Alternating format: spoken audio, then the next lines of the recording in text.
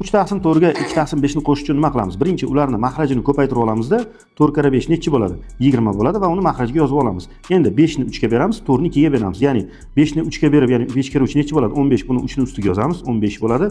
4 ni 2 ga ko'paytirib 2 ni ustiga yozamiz. Ya'ni 4 kara 2 8 bo'ladi va chiqqan natijani bir-biriga qo'shib qo'yamiz. 15 ga 8 ni qo'shsak 23 bo'ladi. Xuddi shunday ayirganimizda ham birinchi mahrajlarni bir-biriga ko'paytiramiz. 5 kara 6 bu 30 bo'ladi va endi 5 ni 5 ga beramiz, ustiga yozib qo'yamiz. Bu 25 bo'ladi.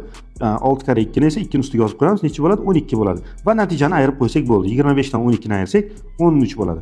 Xuddi shunday endi kasrlarni ko'paytirganimizda qaranglar. Ko'paytirganimizda suratni suratga, mahrajni mahrajga ko'paytirishimiz kerak xolos. 3 kara 4 12 taqsim 5 kara 7 esa 35 bo'ladi.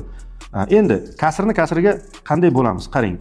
2 taqsim 3 ni 4 taqsim 5 ga bo'lganimizda 2 taqsim 3 ni o'zini yozib olamiz shunday va bo'luv belgisini o'zgartiramiz. Ya'ni bo'luv belgisi almashadi, ko'paytiruvga aylanadi. Natijada bo'luvchimiz 4 taqsim 5 imiz surat va mahraji joyi almashadi. 5 taqsim 4 ga aylanadi. Va xuddi ko'paytirishda o'rganganimizdek suratni suratga, mahrajni mahrajga ko'paytiramiz.